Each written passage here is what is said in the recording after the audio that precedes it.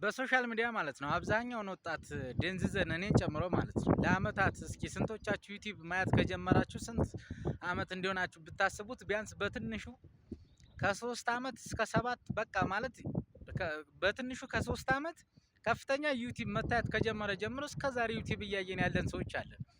ግን ለራሳችን ህይወት አንድ ላያችን ላይ ጠብ የሚል ነገር መስራት አልቻልንም እና ምክንያቱ ደግሞ ምን እንደሆነ ብታውቁ ማለት ነው አብዛኛው ሶሻል ሚዲያ ተጠቃሚ እኛን እንደ ግብአት ይጠቀመናል እንጂ እውነተኛውንና ማንም ሰው ሶሻል ሚዲያ ሊጀምር በሚችልበት መልኩ ማንም ዲፕሊ ማሳየት አይፈልግም ማለት ነው። ስለዚህ በሶሻል ሚዲያ ይሄን ያህል ሰራው ይሄን ያህል ዘረፍኩ ምናምን ይላል፣ ባነሩን ሁሉንም ፖስት ያደርጋል። ህዝቡ ሰፍ ብሎ ሲገባ እንዴት እንደሚጀመር እንዴት ምንም ተጨባጭ ማስረጃ ያሳዩንም እና ምን ልላችሁ ፈልጌ ነው ከኔ የራሴ ላይ ማድረግ የጀመርኩት ነው የምነግራችሁ። ሶሻል ሚዲያ ላይ የማየው መርጬ ነው የምሰማው መርጬ ነው። የሚያዝናናኝ ነገር ካለ መዝናና በፈለኩ ሰዓት የሚያዝናና ነገር ላይ ይችላል። ስለዚህ የምትሰሙትን የምታዩትን ማመን አይደለም ቀርቶ የምታዩትንና የምትሰሙትን ሁሉ መምረጥ መቻል አለባችሁ። የምር በቃ ታውቃላችሁ እንኳን አይደለም በህይወታችን ላይ ጠብ የሚል ነገር መስራት አይደለም ቀርቶ ቢያንስ ምን እንደሚያሰጡን ታውቃላችሁ? ለእንቅልፍ በሽታ ሁሉ ነው የሚያጋልጡን ታውቃላችሁ። ስለዚህ መጀመሪያ የምትሰሙትን ስትመርጡ የማትፈልጉት የሶሻል ሚዲያ ፓርት ወደ እናንተ የሶሻል ሚዲያ ገጽ መምጣቱን ያቆማል።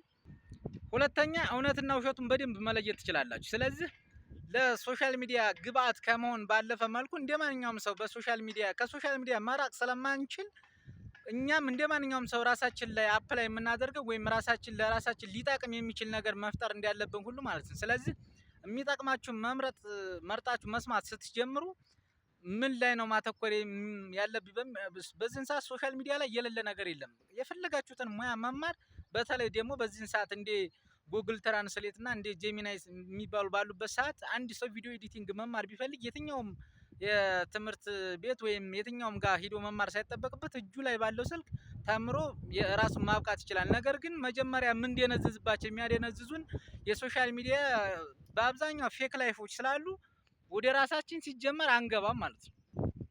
ስለዚህ እውነተኛ የሚሆን ፌክ የሚሆን በተለያየ በራሳቸው የሶሻል ሚዲያ የራሳቸውን ስም ገንብተው ጥሩ ነገር ኑሮ የሚኖሩ ይመቻቸው ማለት ቀድሞ መንቃትና ምንም የሚያስተላልፉትን መልእክት ተጠቅመው የራሳቸውን ላይፍ የቀየሩና የራሳቸውን ስም የገነቡ ሰዎች ይመቹኛል። እነሱ ምንም አላረጉንም። መርጠን መስማት መርጠን መዋጥ ያለብንን ነገር መምረጥ ያለበት ባለቤት ነው አይደል? ስለዚህ እኔ በጣም ማለት ለብዙ አመታት ገና የዩኒቨርሲቲ ተማሪ እያለሁ ጭምር ነው ዩቲዩብ ሳይ የነበረው እና ግን ሀብለው እጃቸው ላይ በነበረ ስልክ የጀመሩ ሰዎች ዛሬ የራሳቸውን አይደለም ቀርቶ ብዙ ትላልቅ ስምና ትልልቅ የማስታወቂያ ባለሙያ ሁሉ ነዋል። ይመቻቸው።